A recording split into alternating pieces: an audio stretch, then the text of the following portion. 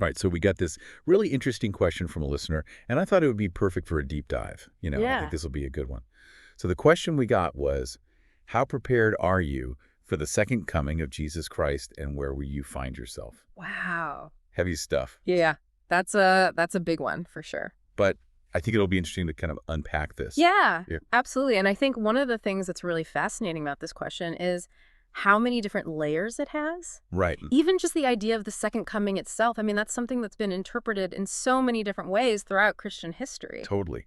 I've always been super curious about, like, how can one single concept or event Mm-hmm. can have such wildly different meanings to people? Yeah. Could you maybe walk us through some of those interpretations of, like, what the second coming means to different people? Sure. So you have, for example, premillennialism.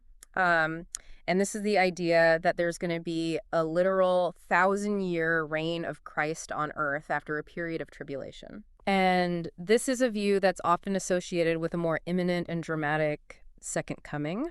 Gotcha. And then on kind of the other end of the spectrum, you have something like postmillennialism, Yeah. which suggests that the world will gradually become more Christianized before Christ returns. Okay. And this view often emphasizes, our role in bringing about a more just and peaceful world before that return. So it sounds like, depending on your interpretation of what the second coming actually means, that could be like a Well, really it- scary thing, or it could be something that you're actually working towards. Yeah, absolutely. And I think that also ties into that sense of preparedness. Right. When you're asking, how prepared are you? That implies that there's something we should be doing to get ready. Exactly. That there's this sense of anticipation or even anxiety, Yeah. which I think is a really human response to uncertainty about the future. Absolutely. It's like, what do you pack in your go bag for the second coming? Yeah. Like, I don't even know. Right. It's certainly not about physical supplies, but it does, I think, raise a lot of interesting questions about, how we live our lives.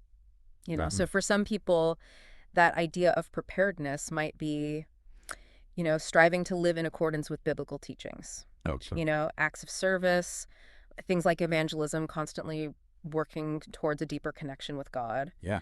For others, it might be more about embodying, Christ's message of love and compassion in their daily actions. Okay. So working towards social justice, advocating for the marginalized. So, like, taking action now to make the world a better place. Exactly. Okay, so that's interesting because it's like preparing for a divine event, Yeah, but, like, how much can we actually prepare for that? that's a great question. It feels kind of paradoxical. Yeah, I mean, and that's something that, theologians and philosophers have been wrestling with for centuries. Right. If it's truly up to a higher power, how much agency do we really have? Right.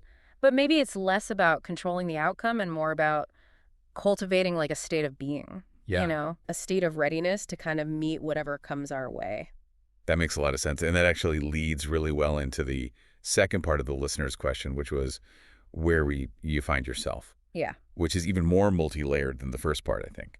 absolutely. I mean, and on the surface level, it could be about physical location, like where are you literally going to be? Right. But I think it's also asking us to think about where we are in our own personal journeys, Okay. Are we living a life that's aligned with our values? Are we Mhm. trying to become the best version of ourselves? So it's like a thought experiment almost. Yeah. Yeah. If you woke up tomorrow morning and it was like the second coming is happening, Right. where would you want to be, both physically and mentally? Yeah. Yeah. It's a powerful image, and I think the answer would be so different for so many people. Right. For some people, it might be being surrounded by loved ones, Yeah. offering comfort and support. For Right. others, it might be being out in the world, continuing to serve others, Yeah. continuing to do the work that they feel called to do. That's really interesting. It's just this one question from a listener Mm-hmm. can spark all these different thoughts and introspections. And I think it highlights how this concept of the second coming, Yeah. whether you take it literally or metaphorically, it acts as this kind of mirror. Oh, It reflects back our values, our priorities, and ultimately how we see ourselves in this big, vast universe. wow. I like that. Well, this has been quite the deep dive. Yeah. Thanks for joining us today. We covered a lot of ground from the different ways people interpret the second coming to, what does it even mean to be spiritually prepared? And, like, what does it even mean to find yourself? Right. And like we said, it's a journey. It is. It's an ongoing process. For all of us.